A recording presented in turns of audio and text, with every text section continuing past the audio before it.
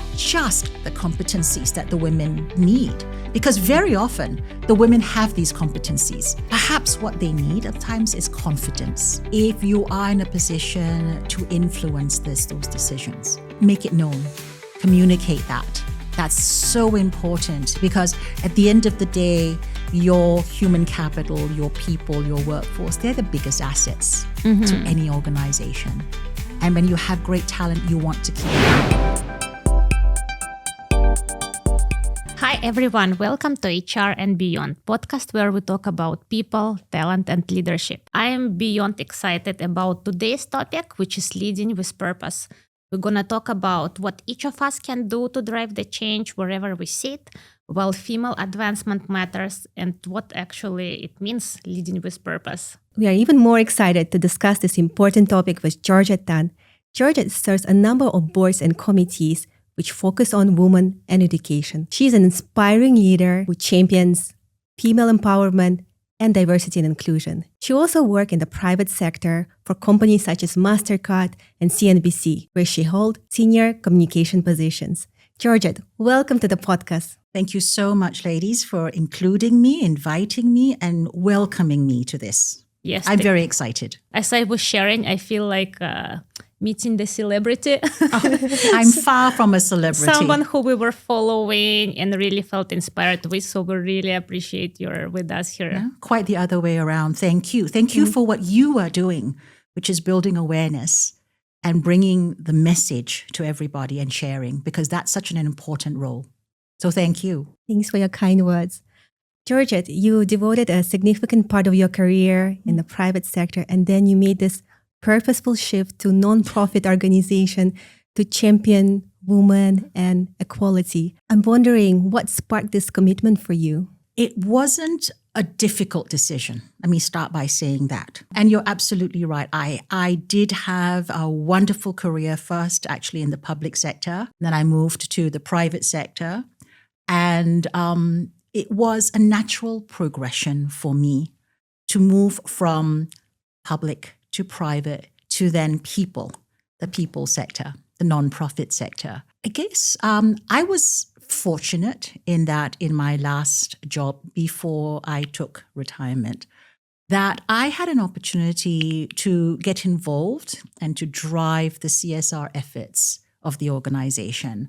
And that's when I recognized, and we're talking, several years ago, and that's when I recognized that there was a real need to shine a spotlight on the role and the value of women at home, in the workplace, in the community. Right? So I think that's when I realized that a lot more could be done for women at every level. And it's not just women from disadvantaged backgrounds. And obviously they need a lot of assistance and that hand up and a leg up. But it's also women who might be mid-career, who are looking to make changes, who are making decisions that are going to affect their lives, but also their family lives too. So putting women into the spotlight, putting women front and center became very much an important piece for me. And that's when I knew that this was what I wanted to do after I retired. This is what I wanted to do when I get out of bed every morning and I get excited. Because whether rightly or wrongly, there's just so much that needs to be done. Yeah, so true.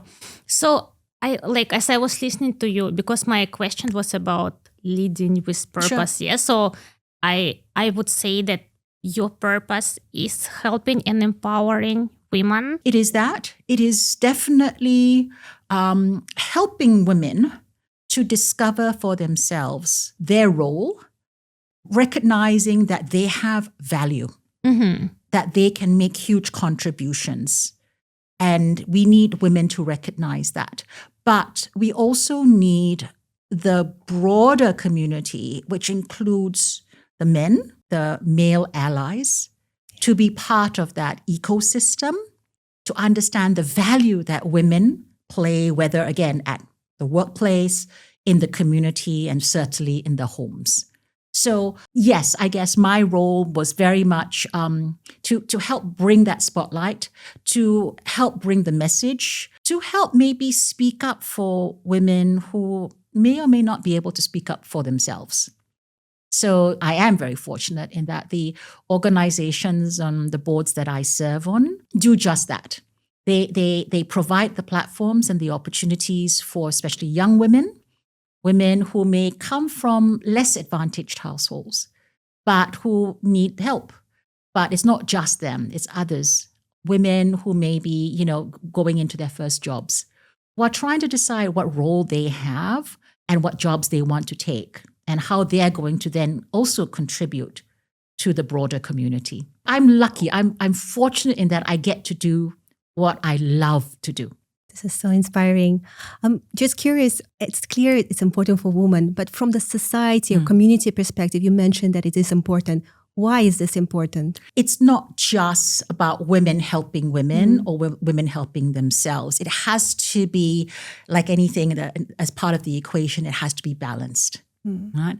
And it's not just about women, banging the table and demanding that. There has to be the process by which there's a recognition of the role that women play, their contributions. If that's not recognized, then there will never be the opportunity for women to step up into those great roles and to be doing what they can do, which is to contribute, which is to give back, which is to nurture. So I think it really has to be an all of society effort, everybody playing their part. It comes from within the women themselves. It's having other women help women. And it's definitely about men and the role that they play, whether, again, it's at home, helping out with even the simplest of tasks, of housework or caregiving, all right?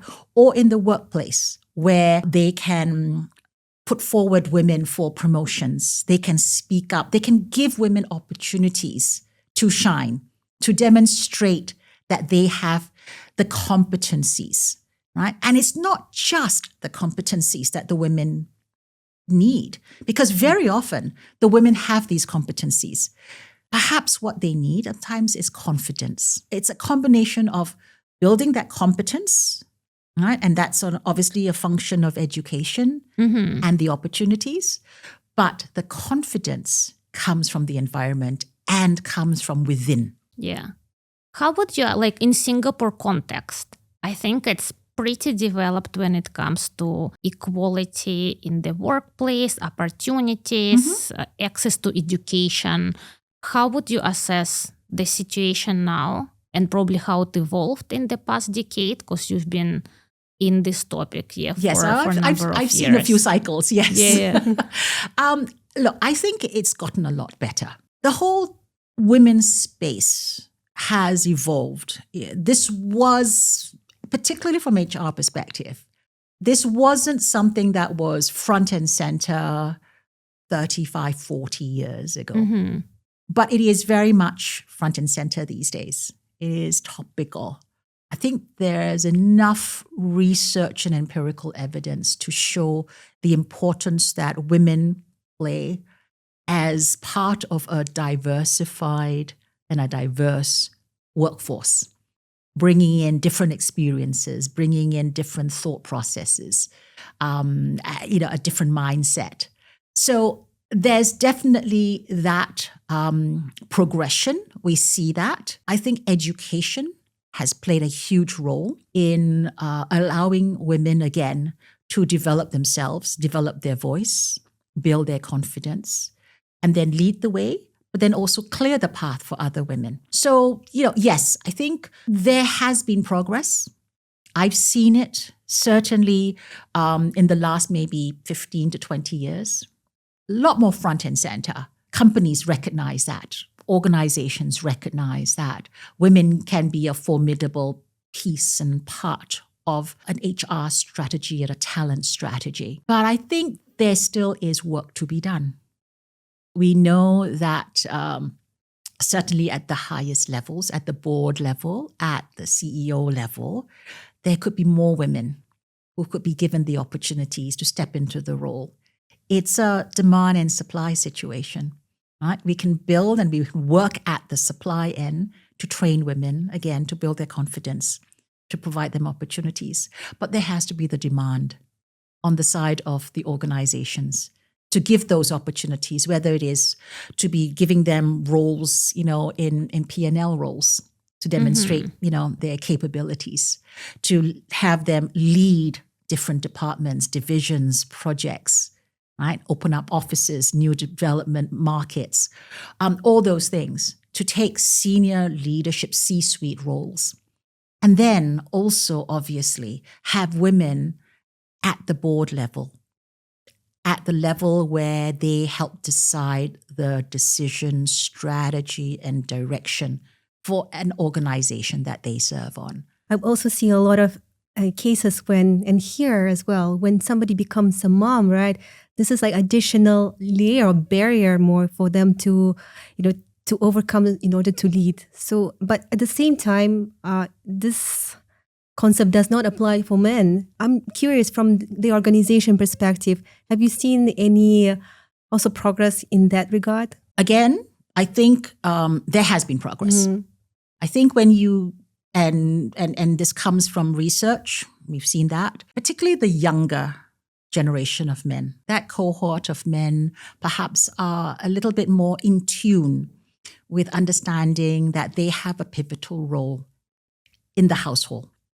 Whether it's, running errands, whether it's doing the household chores, certainly in the areas of caregiving, they have a role to play. And I don't want to take away from the fact that there is still obviously the traditional mindset, the cultural overhang, as it were, which is, that the man is the breadwinner.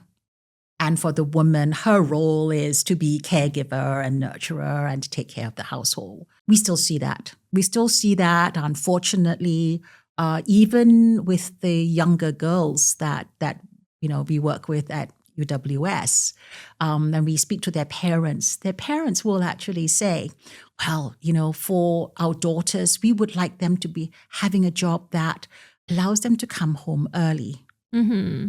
And then when we ask, why is it so important?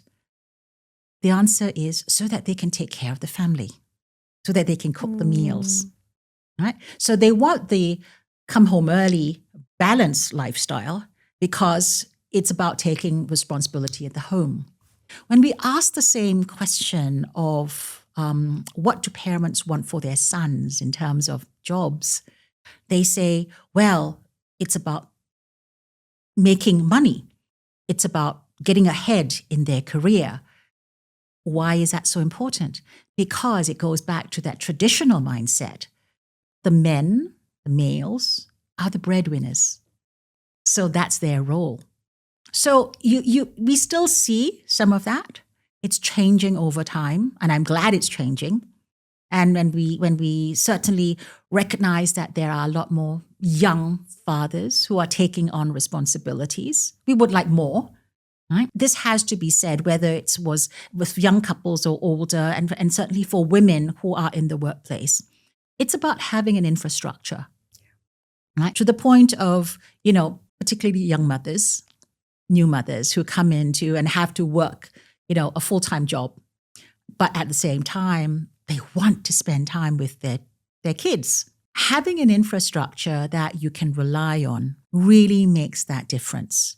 So again, the partner, the spouse, has a role, but there could be other players in that infrastructure space that can provide that support. In Singapore, we're fortunate in that, there's access to help, yes, which makes it a little bit easier. But there are also other sources of assistance and resources, and it could be family, or there could be systems, and there could be childcare. But it's about managing that support, that infrastructure, which then allows the women to go back to work with a clear conscience. The last thing you want to do is to have women go back feeling guilty, right, about not being there for the child. Because then she's depriving herself of that opportunity to flourish in her job. Yes, so true. Because I just became mom. I was sharing with you 5 Congratulations. months ago. So it definitely resonates with me. And I agree that having ecosystem support at home, I think like I actually recognize my husband in what you described, someone who is helping more and more engaged. But another thing which helped me Then is you're one of the lucky ones then. definitely. I'm very grateful. And I think another thing which helped me to go back to work quite early, when baby was 3.5 months, is having support from my manager and my workplace. Yeah, because my manager, even when I was going through pregnancy, was extremely supportive. And even with the way she demonstrated how she takes care of the kids, leaving earlier, like being very vocal, I'm taking longer weekend to spend time with family. I found that refreshing. Yes. And kind of giving permission to your team. Yeah, like put your children first, put your family first. So, Absolutely. yeah, I think maybe for people who have influence in the workplace like ourselves and people who are listening, what can we do in our workplaces to support women, to support young mothers? You're spot on. You're spot on in that if you are in a position to influence those decisions, all right, make it known, communicate that. That's so important because at the end of the day, your human capital, your people, your workforce, they're the biggest assets to any organization. And when you have great talent, you want to keep them. So from a retention perspective, you don't want to lose great performers just because they feel torn about having to your point, leave early to take a kid to, the doctor's appointment. Yes. Or a kid for, a school activity or a tennis match or whatever. The enlightened organizations, I think, recognize that. And they recognize that it's important to be having staff who feel comfortable, right? And not have to sneak behind and say, I'm actually leaving half an hour earlier, but I don't want to tell anybody. So it's great. It's great to be able to say, I'm actually leaving early because I'm going to take my kid to the recital. And if you are in that position, that's a great role model because that's demonstrating it's not just the talk, it's actually the walk. It's demonstrating that the organization values, but also beyond that, the organization trusts the employee to know and be responsible because the job still needs to get done. So yes, that employee might leave a little earlier to take the kid to, recital or whatever. But that person may come back and do an extra half hour or 1 hour later after that to get their job done. That sense of responsibility still comes from within, but that sense of responsibility is enhanced because that person knows the organization is a caring organization. So it's very important. The role of the HR department, the HR practitioners, so important in setting the tenor for the organization and certainly advising and counseling the supervisors in how they can help them and their staff to be feeling, that they are valued. I want to go a little bit back to the purpose topic because this is something close to my heart as well. My favorite topic. Yeah, and you are definitely one of the lucky ones who found that purpose. But I would think that majority of people still trying to find their purpose, and sometimes it feels a bit overwhelming when somebody asks you, what is your purpose? You just like shut down and get a bit anxious about it. So do you have any advice, I guess, for those people in terms of where they can start at least to find that purpose? Absolutely. I think the very fact that they're even thinking about it is very encouraging. It's very positive, and we should encourage that. We want more of that. I wanna be upfront, and I want to say it's never too early or too late to start to think about purpose. To think about a purposeful life, to think about giving beyond for yourself. Okay? In terms of where to start, you're right, it can be sometimes a little overwhelming that there's so many good causes We're surrounded by them, whether it's in the community, whether it's something that's a passion of yours. My best advice would be take a look at what is of interest to you. Right? In my case, it was the realization that it was the space of women. Right? And I didn't identify a specific area. I just knew it was the space of women. But it was also for me taking that first step, checking out the organizations that are in that space, right? Finding out what they do, volunteering. It always starts with volunteering. Right? That is, of course, assuming that one has the bandwidth and the time to do so. And if you like what you see, if you like the organization, if you like the work that it's doing, and you see the impact that it's having, and if you have a sense of, I want to do more, then that's the right path to pursue. So there's an element of trial and error in identifying the space, the type of cause that you want to support. And there are so many different types of causes. There are so many. You're spoiled for choice. But it's also finding the right organization. So that's the second part. Identifying the cause or causes, and then looking for the organizations, what they do, and what you can do in that organization.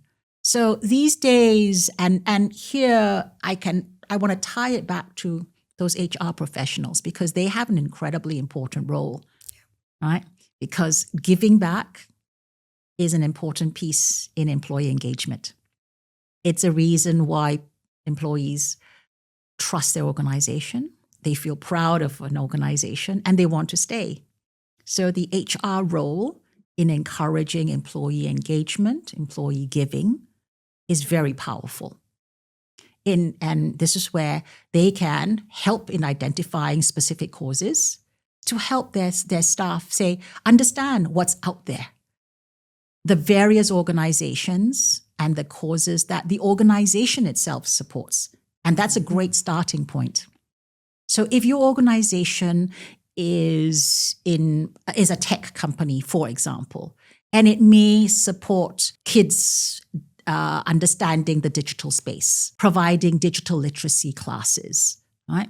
That may be an area that the employees start to, their first efforts, their first steps into giving. And they can use their skills, their competencies to really contribute. Gone are the days of, I'm just going to make a donation. Yes, so right? true. I mean, don't get me wrong. All nonprofits, all charities are very grateful for financial support. We all need that. But we all recognize that it goes beyond the financial support. And this is where skills-based volunteering, lived experiences are so important, because they, the volunteers that come in from especially the corporates, bring with them skill sets, whether it's marketing, promotions, sales, the financials and audit function, helping with admin, helping with setting in processes in place. There are so many different areas that one can contribute. You have to find the organization and find that an organization that needs your skills. Georgette, you represent United Women Singapore. Could you please tell a bit more about this organization and how people like Naila and I can contribute to that? Well, thank you for the opportunity to tell you a little bit about us. So UWS, United Women Singapore, we're a local nonprofit.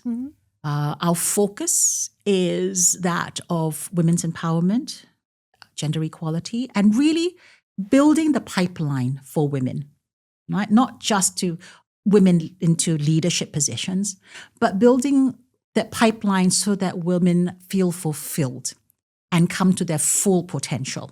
We run a number of different programs. I'm very, very proud to say our flagship program focuses on encouraging, supporting, and advancing girls to take STEM in schools. So science, technology, engineering, and math. Because there aren't enough young women in STEM. Right? We need more women in STEM. Many of the STEM jobs tend to be male-dominated. And there's certainly room for women to be participating and doing extremely well in those areas. But it starts with, and I go back again to the whole point of, it's not an issue of competence. Our research shows it's confidence. So the girls may lack the confidence. They may think that, it's for the boys. STEM roles like engineering or, anything to do with math and data. I'm not good at it. So they psych themselves out of it. At what age does this transition happen with confidence? I'm just curious. It can start as early as primary school. Oh, okay. It can. Right? Our programs tend to start around 9, 10 years old. There is a sweet spot at which point the girls actually take a more directional move to the subjects that they want to take. Right? And that tends to be maybe about 13, 14. But I think it doesn't hurt to start them early to build that confidence. And going back to the earlier point, the family as an influence, it's huge. The family can really help in encouraging the girl, their daughter, their niece, their granddaughter, to be taking a STEM subject, right? And not just, and the girls tell us this, by the way, in the research. They tell us that they wish they got more support from their families. They tell us that the boys in their families, their siblings, their male siblings, get support. For example, go for a robotics camp.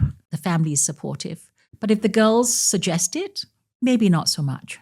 They don't get the same support. So family is very, very important. The other thing which is critical is having role models for these young women, these girls and young women. They need to see, and the expression is see it to be it, right? They need to know and see and talk to women who have faced challenges, overcome them. And this role model situation becomes then the inspiration. Again, tying back to if they don't have that at a family level and that support isn't there, then all the more reason why organizations like UWS and the work that we do to help introduce these young women and girls to the skill sets that are needed for the future, but also introduce them to the jobs of the future and having them meet with women who have themselves walked that path.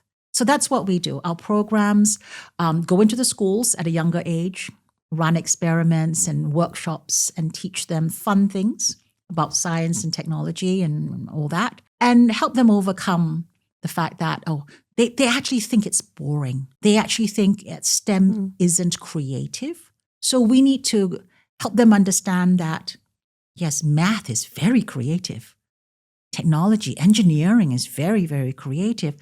The girls sometimes think the arts are creative. Right? Dance or painting or sculpture, all those things are creative, music.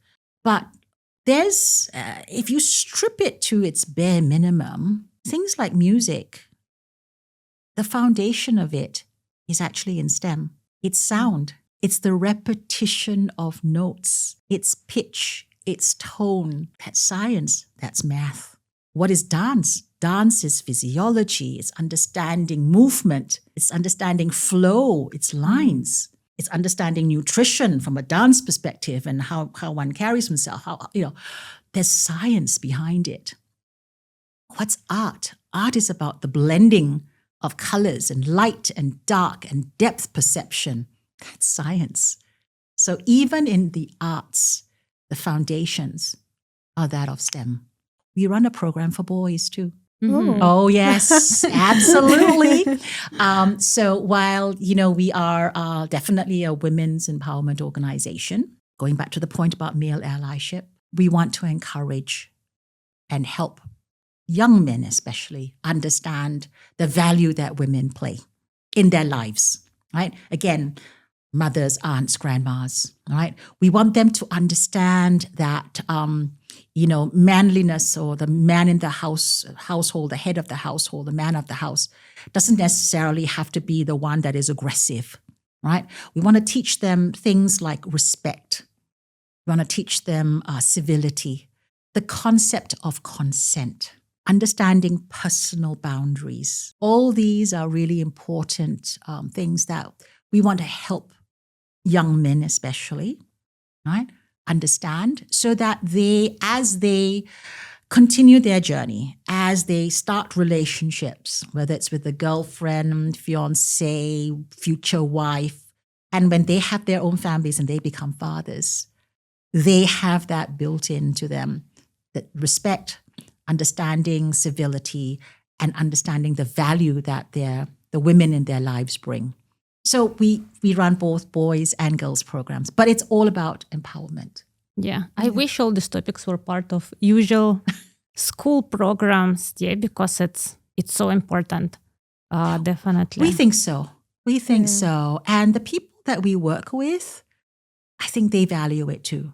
So we've been rolling it out to the schools. We've been rolling out to the institutions of higher learning, like the polytechnics, the junior colleges, the ITEs, and the universities. We've been getting some good traction. It's been encouraging. But again, it is a slow process, but it has to start. And I'm glad we've started it. We've been doing it now, the boys program, for 3 years. So we're seeing it's starting to get very sticky. There's a lot of traction now, and the schools are coming to us wanting more. So I think there's a need for it. The recognition, like I said earlier on, there's a lot of work that needs to be done. But fortunately, there are a lot of people who are prepared to do the work. So that's the plus side. I know what's running in your head. Are you going to bring Noah for the courses? Yeah, definitely. Once he's a bit older, for sure. You have a question? I just have one question. You spoke about the importance of the role model. I'm curious, who is your role model? I was very lucky to have a mother who worked extremely hard, who went through a very challenging life. And she had it very, very difficult, especially when she was young. She lost her mother when she was young, and she became the mother for her siblings. She worked extremely, long hours, even early on, because of her situation. She went to school late.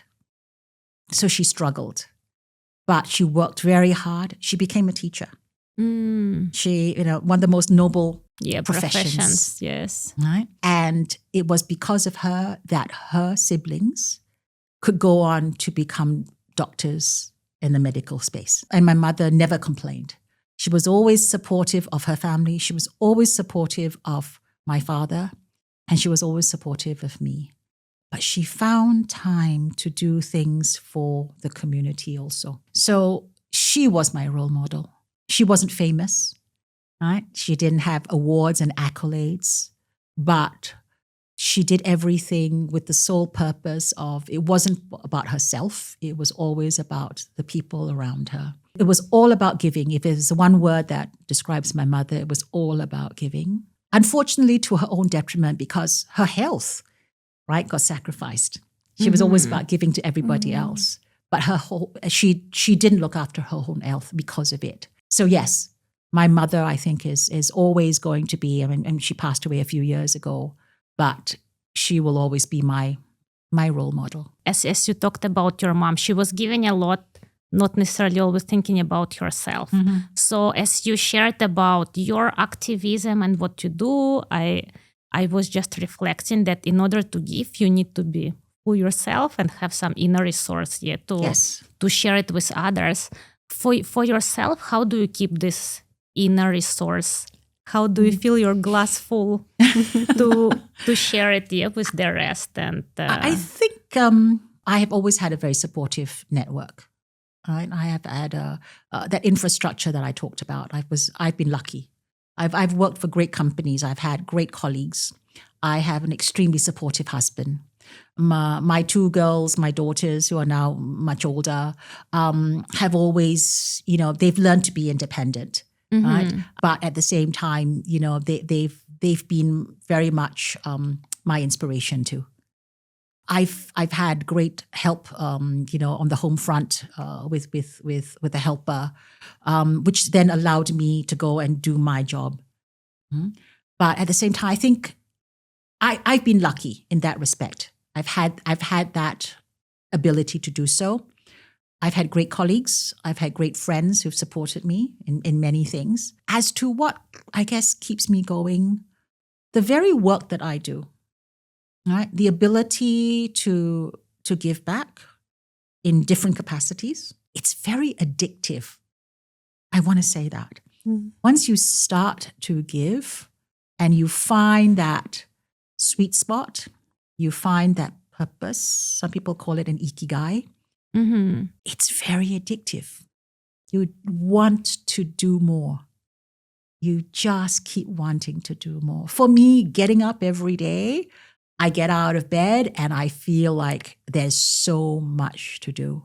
It can be a little unsettling because it can be overwhelming, but I do know that, it is about purpose. It is about driving, and it is about, if I can help even one person, if I can lift somebody, if I can clear the way for somebody, then I can sleep at night with a clear conscience. And that's the part that's very addictive, because once you get that done, then you realize that there's more and you want to do more. So it starts with getting that right spot, finding the right organizations, having, yes, to a degree, the luxury of having the infrastructure around you. Once you find that sweet spot, it is very, very addictive. Before we started, you were sharing with us the 5S framework now. Yes. So I think it's a great framework to follow as we think about ourselves. So sure, if you share. Happy to. My 5 S's. The first S is to surround yourself. So S as in surround. Surround yourself with positivity. Surround yourself with people who you want to spend time with and who want to spend time with you. Your friends. Absolutely. There you go. Right in front of me, right? That positivity, that's infectious, right? That goes so far and such a far way. So surround yourself with that, because it's so easy to get bogged down with negativity around. But if you surround yourself and you make that effort to be positive, that's going to have a great ripple effect all around you too. So the first S is definitely surround. The second S I would posture is that of service, right? To serve. And again, people serve in different ways, right? To find that spot to serve, whether it is helping out in a soup kitchen, whether it's helping out a friend who needs help with their homework or their tuition. Service is a wonderful concept that brings joy to yourself, but also helps others, right? So service, I think, is the second S, and to serve, using the verb as to serve. The third one, and this goes back to what we touched on earlier, is to speak up, right? To find one's voice and take time to find that voice. To speak up for yourself, having a mind of your own, having distilled thoughts, being measured in the thought process, but speaking up not just for oneself. You have that ability to speak for others, those who don't have a voice, who can't speak up. That's part of speaking up. And that ties to service, right? You speak up. The fourth S, and I do like to stress this because I don't think we think about this enough as women, especially I want to advocate this for young women, is to save. I know it's hard. It's hard, particularly when you're first starting out and your salary isn't a big pay packet, and you've got commitments, and you sometimes want to, treat yourself. But it's such a good principle, such a good discipline to be able to squirrel away, even if it's a small amount every month, to build your reserves, to build your savings. Because at the end of the day, that's what you will use to invest in yourself. We know of the importance of having savings, particularly during downturns, right? If one loses one's job, one is furloughed, you're going to have to dig deep into your account, your reserves. That's when you know, and you're grateful that you have that. But savings isn't just about that. I advocate savings because it's also about investing in oneself, whether it's continual learning, so the investment of that, being able to pay for that. But it could be that you want to start a business. You want to, go into a venture and you have an opportunity to put some money into something that could make a difference, commercial or otherwise, right? You want to be able to do that. And that's where your savings comes in and the importance and having that. But the discipline of savings, we don't talk enough about that. The fifth S is that of the self. And I know we've referenced the fact that, and I used my mother as the example of being, selfless, constantly giving. It's good, highly encouraged. But on the flip side, I would say that we also need to be just a little bit selfish. And here I would qualify selfish as we need to take care of ourselves if we are to take care of others.